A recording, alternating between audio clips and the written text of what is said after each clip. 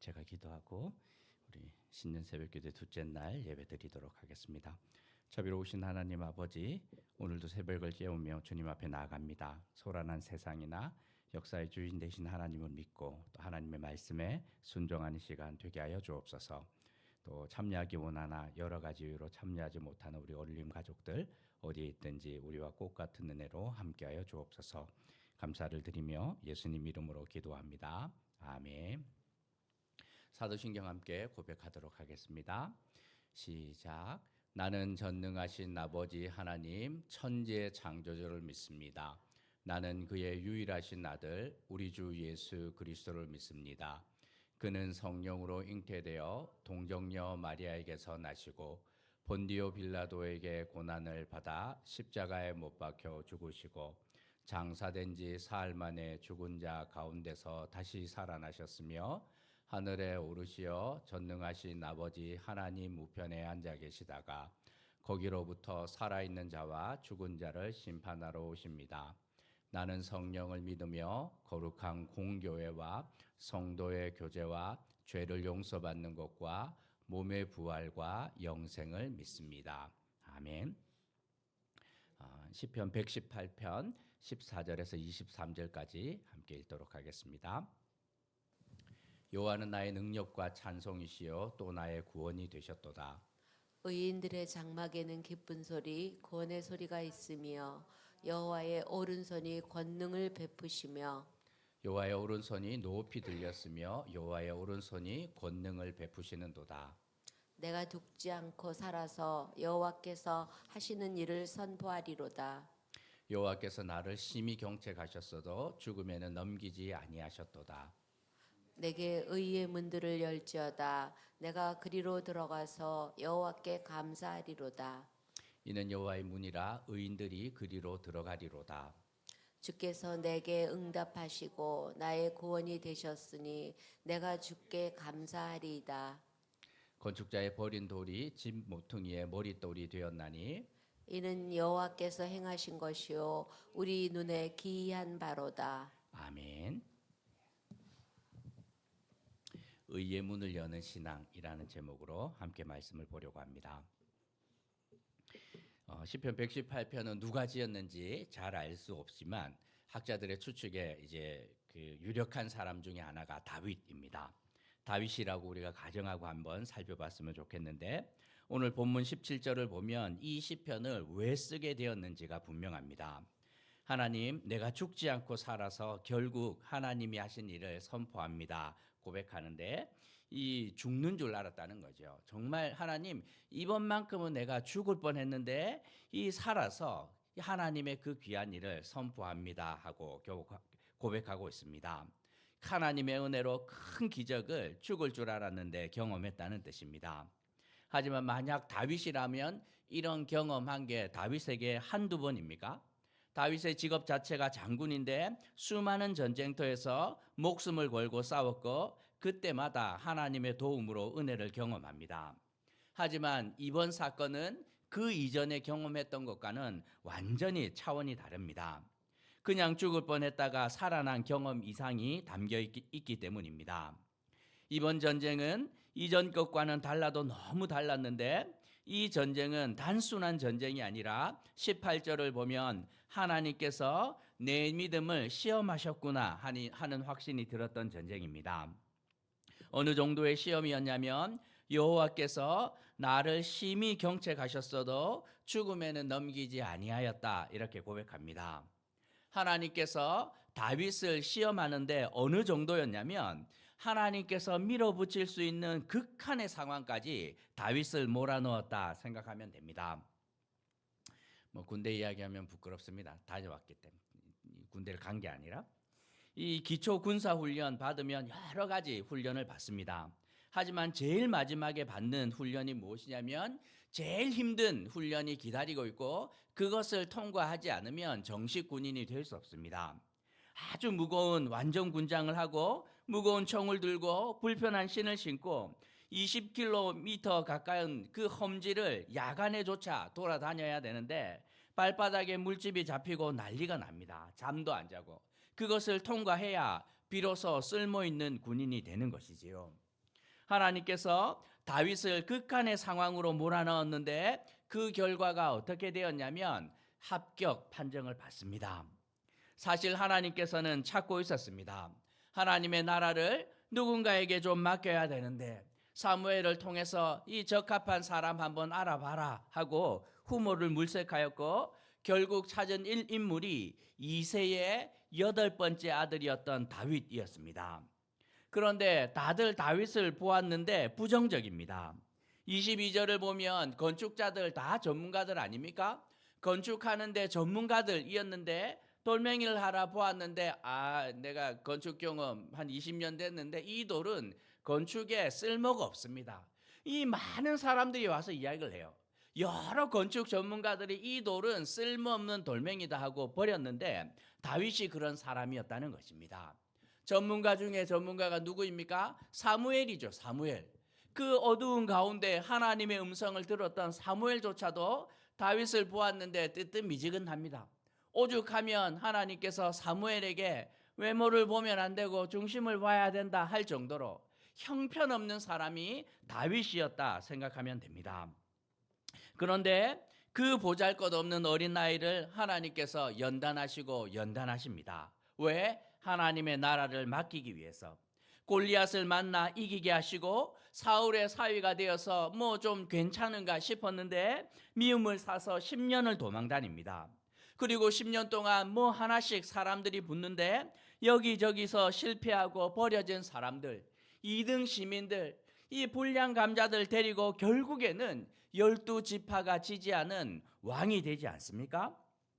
회사를 경영하시는 분들의 걱정 중에 하나가 내가 평생에 이 기업을 일구었는데 이것을 누구에게 물려줘야 되나 하는 것이 그분들의 걱정입니다.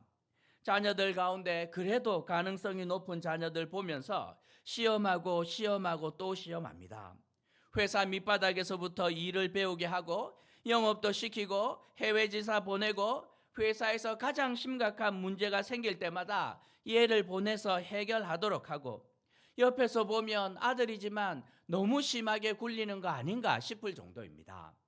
이 회사 오너로서 달아보는 거죠. 정말 내가 맡겨도 되냐? 그리고 마지막 이 관문을 통과하였을 때 문이 그냥 열립니다. 이 아버지가 가졌던 모든 자원들이 아들에게 넘어가는데 다윗을 하나님께서 그렇게 막 굴리셨고 결국 마지막에 하나님의 마음에 합하고 통과합니다. 그러자 어떤 일이 일어납니까? 19절과 20절에서 이렇게 고백합니다. 의의 문이 열렸다 하는 표현을 쓰고 있습니다. 의의 문이 무엇이냐면 의로우신 하나님께로 가는 문이 열렸다는 뜻입니다. 하나님께서 문을 열어주었고 네가 마지막 시험 통과하였으니 다윗 너는 합격이야. 이제 의의 문을 통과하여 하나님 앞에 나오게 되는데 그 문을 통과하고 하나님 앞에 가면 어떤 일이 일어납니까? 사도행전 13장 22절에서 이렇게 말합니다. 다윗을 만나니 내 마음에 합한 사람이라 내 뜻을 다 이루리라. 하나님께서 이 의의 문을 통과하고 하나님의 기준에 합하여서 하나님 앞에 오자 하나님의 뜻을 다 알려줄 뿐만 아니라 다 이루어 주신다는 것입니다. 회사 오너가 자녀들 가운데 어떤 자녀들은 실패하였는데 통과하고 이 후계자의 자리에 오르자 네가 원하는 거 아빠가 다 지원한다. 아빠가 가졌던 모든 자원이 이제 너의 것이야 하고 열어주는 것입니다. 14절에서 다윗은 의의 문을 통과하자 하나님에게 있었던 모든 것을 소유하게 됩니다. 여호와는 나의 능력이고 나의 찬송이며 나의 구원이 되셨도다. 하나님께 있는 모든 자원이 내 것이나 진배 없다는 말입니다. 하나님은 나의 하나님이야 하고 자신 있게 고백할 수 있는 사람이 몇이나 되겠습니까? 그런데 이 하나님이 내 하나님이 되었다 하고 다윗은 고백하고 있습니다. 그리고 15절에서 의의 문을 통과하였던 그 의의 장막에 기쁜 소리, 구원의 소리가 넘쳐납니다. 거기다 16절에서 하나님의 오른팔이 다윗과 함께 하셨고 21절에서는 다윗이 부르짖을 때마다 하나님이 외면하지 아니하시고 즉각 응답하십니다. 하나님과 핫라인이 연결되었다는 뜻입니다. 다윗 스스로 돌아보아도 너무나 놀랍습니다. 22절과 23절에서 이 날 향하여 모두가 버린 돌과 같다 생각을 했는데 하나님의 연단의 시간을 지나고 나자 이 건물에서 가장 요긴하게 쓰임받는 모퉁이 돌이 되었다 이렇게 말합니다. 이 모든 것 다윗이 한 것이 아니라 23절에서 여호와께서 행한 것이 우리 눈에 기이하도다 하고 고백하고 있습니다. 아무리 봐도 신기하지요. 시골에서 양을 치던 목자도 아니라 그냥 목동이었습니다. 그런데 너무 어려서 전쟁에 나갈 수도 없었던 이 막내 아들이 결국 왕이 됩니다. 비슷한 것 우리가 성경에서 또 보지요. 모세가 마찬가지 아닙니까? 노예의 아들로 물에 버려졌던 이 어린아이, 그냥 버려진 돌멩이와 똑같았는데도 불구하고 결국에는 이집트 왕자가 되었다가 왕자의 난에 밀려서 이 사막으로 도망갔는데 거기서 무려 40년을 하나님께서 연단시킵니다. 그 시험을 통과하자 의의 문이 열리기 시작을 하는데 하나님의 능력이 온전히 모세를 통하여 나타납니다. 그냥 휘두르는 대로 다 되지 않습니까? 손에 든 지팡이가 하나님의 지팡이가 되어서 10가지 재앙으로 홍해의 기적으로 세상이 감당하지 못하는 하나님의 사람이 됩니다. 다윗이 이 시편을 통해서 말하고 싶어 하는 것이 무엇입니까? 여러분들이요, 의의 문을 열어야 합니다. 믿음으로 의의 문을 여는 비밀을 깨우쳐야 합니다. 그렇게 해야 신앙의 진수를 경험할 수 있는 것입니다. 이렇게 말합니다. 다윗이 이것을 경험하자 하고 싶었던 것이 하나 생깁니다. 의의 문이 어디 있습니까? 광화문은 눈에 보이지만 의의 눈은 보이지 않아요. 그런데 연약한 백성들에게 무언가를 보여주고 싶었던 거죠. 보이지 않는 하나님, 그분에게로 가는 보이지 않는 의의 문을 이걸 통과해야 되는데 연약한 백성들을 위하여서 눈에 보이는 형태로 하나님 성전을 좀 지으면 안 됩니까? 문을 만들어서 이 문을 통과해서 성소와 지성소로 들어가며 하나님 앞에 나아가는 것이 얼마나 중요한 것인지 백성에게 가르쳐 주어야 되는데 주님, 제가 땅 사고 건축비 뭐 다 부담할 테니 저에게 기회를 주십시오 하고 부탁하는 것입니다. 시편 118편을 언제 부릅니까? 성전문 밖에서 백성과 제사장이 함께 이 노래를 부르며 성전문 안으로 들어가는 것이지요. 무엇을 상징합니까? 다윗이 들어갔던 그 의의 문을 우리로 들어가십시다. 모든 백성들이 함께 들어가야 합니다 하고 알려주는 것입니다. 의의 문을 열지어다. 당신들이 하나님께로 가는 의의 문을 믿음으로 열 수만 있다면 하늘의 모든 것이 여러분의 것이 될 것입니다 하고 이 가르치고 있습니다. 목사님, 의의 문을 여는 거 설교 들어보니 중요한 것 같은데 근데 도대체 그게 뭡니까? 하실 수 있습니다. 바울은 이렇게 말합니다. 믿음을 따라 하지 않는 모든 것들은 다 죄라 말하는데 뒤집어서 말하면 일상을 살아가는 모든 것들을 믿음으로 감당해야 한다는 뜻입니다. 의의 문을 이 믿음으로 통과한다는 것은 모든 것들 믿음으로 하는 것입니다. 직장 생활도 믿음으로 하고 공부도 믿음으로 하고 부부 생활도 자녀 양육도 경제 생활도 믿음으로 하는 것, 우리 삶의 모든 것을 믿음으로 하는 일체의 비결을 깨닫는 것이 의의 문을 여는 것이라 생각하면 됩니다. 영국 유학 갈 때 목사님이 저희 부부를 불러놓고 한마디 했습니다. 그 유학 가서 공부하는 거 머리로 하는 거 아니다. 믿음으로 하는 거다. 이렇게 했는데 무슨 소린가 싶었습니다. 공부는 어떻게 합니까? 두 가지가 필요합니다. 돈과 머리가 있어야 되지. 무슨 믿음만 있다고 됩니까? 이 목사님이 뭘 자기는 막 그렇게 했고 그리고 씩씩거리면서 갔는데 가보니 그 말이 무슨 뜻인지 알겠습니다. 돈과 머리를 가진 아이가 하나 있었는데 천재 소리 듣는 이론 물리학 전공하는 아이, S기업에서 엄청난 돈을 그냥 무상으로 지원해 주는 아이인데 결국에는 이 실패합니다. 그런데 믿음으로 공부하는 아이들은 성공을 해요. 지난번에 오셨던 이도현 선교사님 같은 경우에 그렇게 누가 보면 교회 전도사인 줄 알았는데 이 박사 논문 썼는데 거의 뭐 실패 수준 갔는데 회사 다니면서 다시 제출했는데 똑같죠. 그런데 노벨상을 타셨던 지도 교수께서 한마디 했습니다. 막 사람들이 질문을 하는데 그거는 나도 모릅니다. 무슨 뜻입니까? 내 새끼 학위 줄 테니 입 닫으라는 소리예요. 믿음으로 공부하니 승리합디다. 이 땅을 살아가며 삶의 현장 가운데 문제가 생길 때마다 모든 것들을 믿음으로 이겨낼 수 있는데 바울도 그러하였고 다윗도 그 일체의 비결을 배웠다는 것입니다. 테니스 배우러 가니 선생님이 늘 말을 합니다. 힘을 빼시고 스윙을 하시라고. 골프 배우러 가면 마찬가지입니다. 선생님이 그 힘으로 하면 안 다친다고. 피아노 배우러 갔는데 힘을 제발 좀 빼라고 이야기를 하는데 힘 안 들이고 어떻게 뭘 합니까? 무슨 말인지 처음에는 몰라요. 그런데 뭐 열심히 한 달, 두 달 달이나 보면 100번 한 번 휘두르는데 한 번 느낌이 옵니다. 아, 선생님이 말한 힘 빼라는 뜻이 이거구나, 이 말이구나. 그런데 문제는 뭡니까? 그 순간이 자주 오지 않아요. 한 100번 휘두르면 한 번 오죠. 그 다음에 필요한 건 뭡니까? 연습입니다. 50번 휘두를 때 한 번 그 느낌을 깨닫고 10번 휘두를 때 한 번 깨닫고 그 믿음의 연단이 되어서 결국에는 습관과 일상이 되어서 매 순간 어떤 환경에 있더라도 똑같은 자세를 잡는 것 아닙니까? 마찬가지인 것이죠. 믿음도 마찬가지입니다.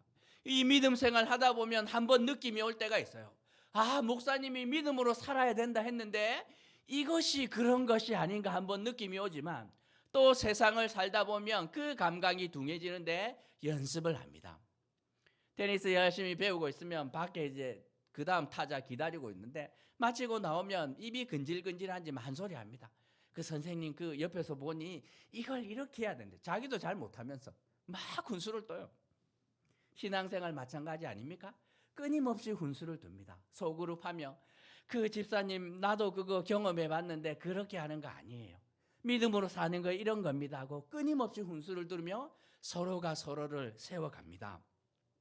목회를 하면서 믿음으로 공부하고 믿음으로 직장생활하고 믿음으로 자녀를 양육하고 믿음으로 우리의 모든 일상을 살아내는 것이 무엇인지 조금씩 깨닫게 됩니다. 제가 목사로서 해야 되는 제일 중요한 사명이 이것입니다. 성도들 모두가 의의 문을 열고 하나님 앞으로 나아갈 수 있는 것. 삶에서 생기는 모든 문제들을 믿음으로 살아낸다는 것이 무엇인지 깨닫도록 하는 것입니다. 바울은 믿음을 통하여 일체의 비결을 배웁니다. 가난 가운데 처하는데 믿음으로 하나님 앞에 나아가자. 돈 많으신 하나님께서 가난하게 하실 때 이유가 있겠지 하고 그것을 받아들이게 됩니다. 능력이 많으신 하나님께서 고난을 내 삶에 허락하실 때 그 이유가 무엇인지 깨닫게 되고 하나님께서 주시는 그 연단을 통과하자 하나님이 너는 합격이야. 이제 나에게 있는 모든 자원 네가 끌어당겨 쓸 수 있는 거야. 핫라인이 연결되었으니 언제든지 부르짖으면 응답이 나타날 거야 하고 의의 문을 열어주십니다. 우리에게 이 순간이 나타나야 되는 것 아닙니까? 다윗은 우리에게 권면합니다. 여러분, 의의 문을 여는 것 그거 아무나 할 수 있는 거 아닙니다. 저 정도 되어야 가능하지 여러분은 어림도 없습니다. 이렇게 하지 않습니다. 성전문을 열어서 들어가는 것 모두가 할 수 있습니다. 이새의 말째 아들로 모두가 날 봤을 때 그냥 건축자의 버린 돌멩이처럼 여겼는데 제가 할 수 있으니 여러분 모두 할 수 있습니다. 우리 모두가 그 의의 문을 열고 들어가서 믿음으로 삶의 모든 문제를 해결하는 일체의 비결을 배울 때 신앙의 그 정수 가운데 나아갈 수 있는데 함께 나아가십시다 하고 도전하고 있습니다. 내년 한 해 우리가 해야 되는 것 이것입니다. 우리 모두가 하나님께서 주시는 그 시험을 당당하게 이겨내고 그리고 결국에는 우리의 삶에 의의 문이 열려서 하나님 안으로 들어가는 것입니다.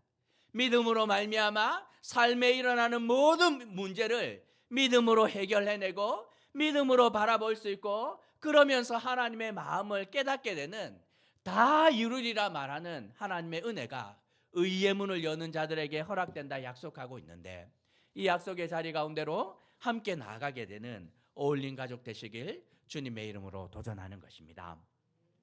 주님 가르치신 기도 함께 하겠습니다. 하늘에 계신 우리 아버지여, 이름이 거룩히 여김을 받으시오며 나라가 임하시오며 뜻이 하늘에서 이루어진 것 같이 땅에서도 이루어지이다.